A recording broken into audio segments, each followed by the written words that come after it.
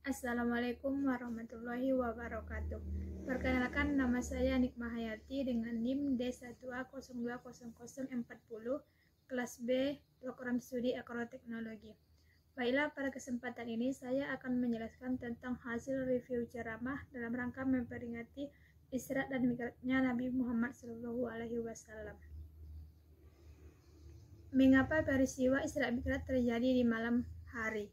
Kenapa bukan di siang hari? Bukankah orang yang kebanyakan lebih suka memilih bepergian di siang hari? Ternyata peristiwa Isra Mi'raj terjadi di malam hari menyimpan banyak rahasia yang belum banyak diungkapkan. Selama ini peringatan Isra Mi'raj lebih banyak ditekankan aspek fitrahnya, yakni sholat, sebagai hikmah paling besar daripada peristiwa tersebut. Sholat dalam pembahasannya pun lebih banyak ditekankan aspeknya sebagai rukun Islam kedua yang wajib dilakukan oleh hambanya. Ayat yang sering dibahas pada Isra Mi'raj adalah surat Al-Isra ayat pertama. Terutama di dalam surat Al-Isra ini diapit oleh 3 surat dalam Al-Quran yang biasanya disebut sebagai surah 3 serangkai sebelum surat Al-Isra. Di dalam surat Al-Isra kita diantarkan oleh sebuah surah An-Nahl yang disebut sebagai surah kecerdasan intelektual. Kemudian, Isra itu artinya bisa dijelaskan sebagai awal perjalanan horizontal, yakni perjalanan Nabi dari Mekah ke Palestina.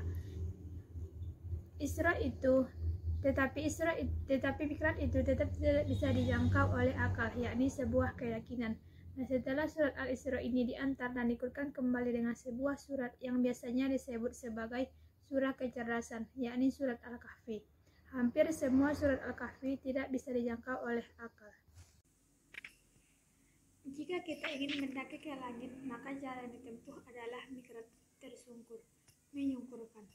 Mahkota paling puncak di dalam diri kita adalah kepala di hadapan Allah Subhanahu wa Ta'ala. Pelajaran yang besar buat kita semua, evaluasi sistem peribadatan kita. Apa sesungguhnya yang dimaksud dengan sujud? Sujud dapat dibedakan menjadi 2 macam, yakni 1. Sujud simbolik. Sujud simbolik ialah sujud yang menyentuhkan kepala ke lantai dan tidak peduli isi kepalanya sujud ataupun tidak. Sujud majasi. Sujud pada hakikatnya merupakan menyerahkan diri sepenuhnya kepada Allah Subhanahu wa Ta'ala yang Maha Agung dan tengah segala kompleksitas problem pada manusia sendiri. Al-Quran itu sebagai surat undangan sekaligus tiket untuk pulang kampung. Kita sebagai manusia disuruh oleh Allah Subhanahu wa Ta'ala untuk masuk surga. Sementara di bumi kita merasakan penderitaan yang amat pahit. Setelah penderitaan itu akanlah lahir kebahagiaan. Kita diciptakan oleh Allah Subhanahu wa Ta'ala untuk senantiasa menjadi manusia yang cinta pada Allah dan Rasul-Nya. Mari kita orbitkan kembali manusia yang pulang kampung ke surga. Surat undangannya ialah Al-Quran sekaligus tiket masuk ke surga. Barang siapa yang memegang Al-Quran, yang berpegang teguh pada Al-Quran dan mengamalkannya, maka ia kembali pulang kampung. Tetapi orang yang tidak mau berpegang kepada Al-Quran, maka salah dirinya kalau dia tidak berpulang kampung.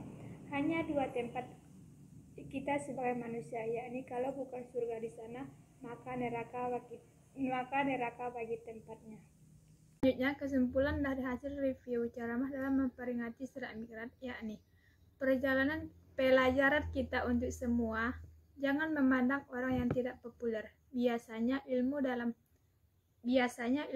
itu berasal dari orang yang tidak populer. Oleh karena itu, kita sebagai mahasiswa sejati adalah mahasiswa yang mengetahui akar-akar permasalahan dan bukan saja mendalami kekurangan-kekurangan yang berada di luar. Demikianlah yang dapat saya sampaikan. Mohon maaf atas segala kekurangan. Billahi taufiq wal hidayah. Wassalamualaikum warahmatullahi wabarakatuh.